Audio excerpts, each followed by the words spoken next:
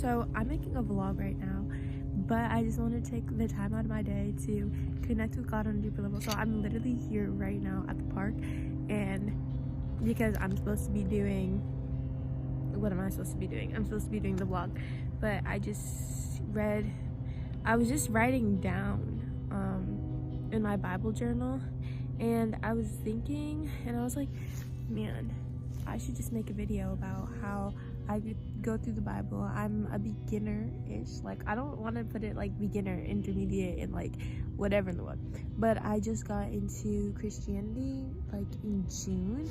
Before that, I did believe in God, but I just had a heavy heart about connecting with him, so I started going to church and stuff like that. So now I really hope my storage does not get full off of this, because I just really wanted to just talk to you guys. I don't know why I'm so like happy right now. I think it was my pen, literally it was dead. It had no more ink in it. But then I was trying to read in my Bible, and I was trying to write down my Bible journal, and I was like, man, it doesn't work. I kept like scribbling and stuff like that, but it wasn't working. And then I went to my Bible and I moved the pen across the paper, and then the ink came out, and then I got to write in my journal. So I think that was from God.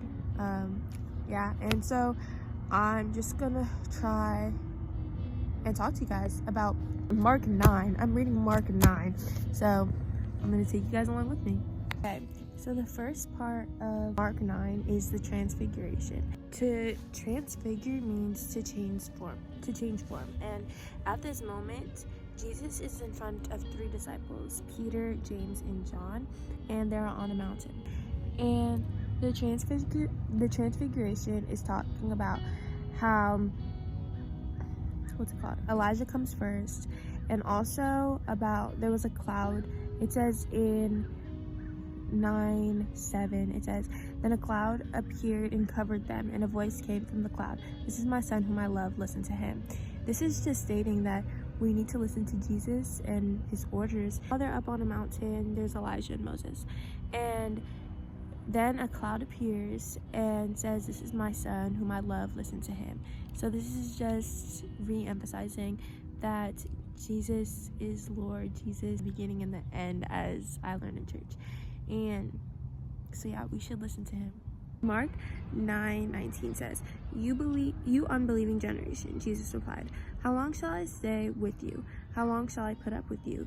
Bring the boy to me." So it's saying, hey, you guys can't just do it your guys' selves. The disciples can't do it by themselves. You guys have to come to me. I am the one that can do everything. And then in 9:23 it says, "If you can," said Jesus, "everything is possible for one who believes." Because you cannot question Jesus. Anything is possible if you just believe in him. Because if you pray to the Lord, if you know the Lord yourself, you can know that anything is possible with him. In 29 it also says, "This kind can come out only by prayer." So when he heals a boy possessed by an impure spirit, it can't be healed by the disciples, because the disciples ask why can't we do it ourselves? It's because it can only be answered by prayer via Jesus. And then in Mark 9:35 it says, when Jesus predicts his death a second time, it says, "Anyone who wants to be first must be the very last and the servant of all." So if you want to be first, if you want to be successful, if you want to be great in the eyes of Jesus, you need to be a servant for all. You can't just pick and choose. I was kind of confused on this one, but I think that it's just stating that you need to be a servant to all. You need to help all. You can't just be a servant to a select few. And then it says in 37, "Whoever welcomes one of these little children in my name welcomes me, and whoever welcomes me does not welcome me, but the one who sent me." So we're children of God. If someone welcomes me, they're welcoming Jesus, and whoever welcomes Jesus welcomes God. It's as simple as that, because if you're welcoming me, that means that you're welcoming my beliefs, and I believe in Jesus, so you're welcoming Jesus as well. You're welcoming the children and the Father.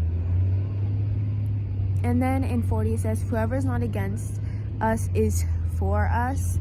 And so if you're doing good, you are for us, you're not against us. And if you're against us, then you're against us. And if you're against us, you're not for us. But if you're not against us, then you're for us. The last thing in Mark 9. So he's talking about causing to stumble. And he says, if your hand causes you to stumble, cut it off.